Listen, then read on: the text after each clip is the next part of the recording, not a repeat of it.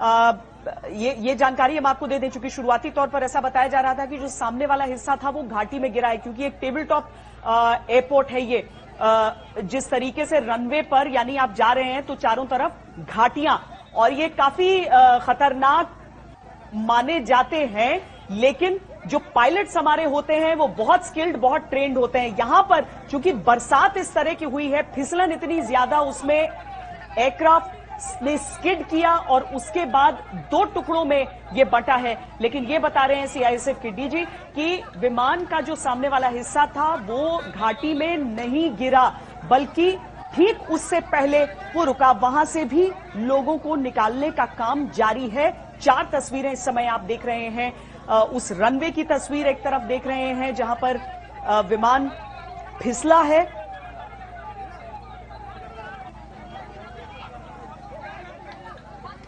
पानी की बौछार से कोशिश ये की जा रही है कि आग, जो बताया गया कि आगे वाले हिस्से में आग भड़की थी शुरुआत में, और इस वजह से आप इस तरह का हाल देख रहे हैं विमान के उस हिस्से का। 189 यात्री इसमें सवार, 6 क्रू मेंबर भी सवार थे इसमें।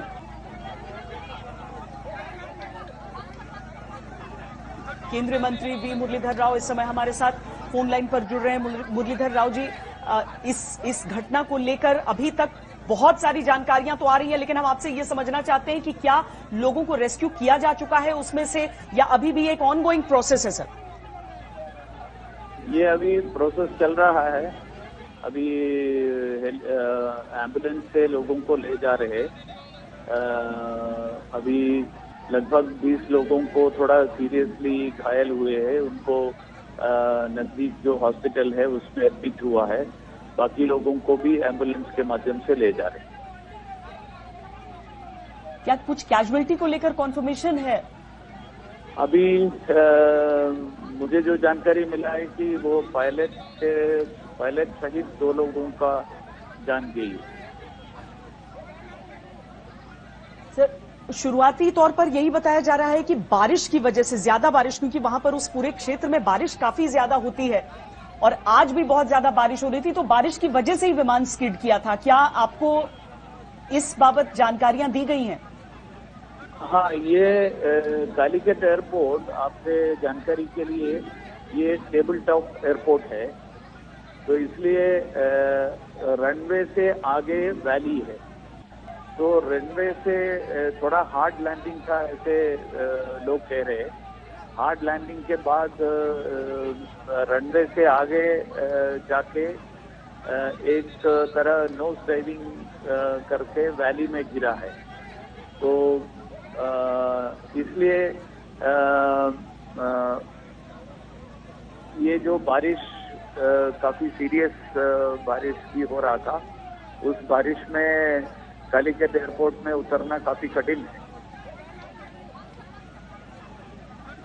सरकार की तरफ से एनडीआरएफ की टीम को कितनी जल्दी भेजने की कोशिश हो रही है? समय, चूंकि केरल के हम लगा लें तो 3-3.5 घंटे का समय लग ही जाता है। अभी ये रेस्क्यू ऑपरेशंस किस स्टेज में है, ये क्या बताया गया है आपको? नहीं, अभी तो रेस्क्यू ऑपरेशन चल रहा है। एनडीआरएफ का टीम को यहाँ से भेजने की कोई जरूरत नहीं, केरल में ही एनडीआरएफ का टीम है, तो स्वाभाविक रूप से नजदीक जो स्टेशन है वहां से एनडीआरएफ का टीम, मुझे लगता है कि ऑलरेडी उसका तैयारी हो रहा होगा। लेकिन उसमें और एक समस्या है केरल में। अभी आपको जानकारी होगा, कल एक भूस्खलन जो हुआ था कल रात में, जो कोचिन के पास, मूनार के पास है, और एनडीआरएफ का टीम को वहां भेजा था। तो अभी पता करना पड़ेगा कि उसके अलावा जो एनडीआरएफ का टीम जो होंगे वो कितना दूर है और वहां से कितने लोगों को यहाँ डाइवर्ट कर सकता है। और क्या मेडिकल फैसिलिटीज पूरी वहां पर होंगी सर? ये अगर 189+6 लोग सवार थे इसमें। आपकी जानकारी के लिए, कालीकट शहर से लगभग 20-25 किलोमीटर दूर पर है कालीकट एयरपोर्ट, तो इसलिए कालीकट में सारी सुविधाएं, सब मॉडर्न हॉस्पिटल थे, सुपर स्पेशलिटी हॉस्पिटल थे, इसलिए हॉस्पिटल के दृष्टि से कोई कठिनाई नहीं होगा। बहुत शुक्रिया वी मुरलीधर राव जी, हमसे बातचीत करने के लिए। केंद्रीय मंत्री मुरलीधर राव हमसे बातचीत कर रहे थे और उनकी तरफ से जो बताया जा रहा है उसके अनुसार एनडीआरएफ की टीम को रवाना तो कर दिया गया है, लेकिन अभी देखना होगा कि ये रेस्क्यू ऑपरेशन कितनी देर तक चलेगा। हमारे साथ इस समय एसएस पानेसर, जो कि एविएशन एक्सपर्ट है, ex director flight safety and training Indian airlines के रह चुके हैं। सर, स्वागत है आपका आज तक पर। लेकिन हम ये आपसे समझना चाहेंगे कि इस तरह की जब बरसात होती है और जब हम एक टेबल टॉप रनवे की बात करते हैं, क्या खतरे, किस तरह की परिस्थितियां और इस समय जो ये तस्वीरें आप देख पा रहे हैं, इस हादसे के बारे में आपको क्या आकलन है आपका? देखिए, जब भी बारिश होती है, rain pilot has to prepare in advance for a landing and he has to do a proper land up. Calicut is a very critical runway and he has to maintain the proper speed for landing. If he comes with a very high speed for landing on a wet runway, it becomes very difficult to stop the aircraft within the runway limits. And if the aircraft starts skidding, then he has to move the nose wheel into the direction of the skidding. If he does it in the opposite direction, the aircraft will skid more. These are the precautions the pilot has to take it. Now, I have also come to know the pilot has been found, commander has been found dead.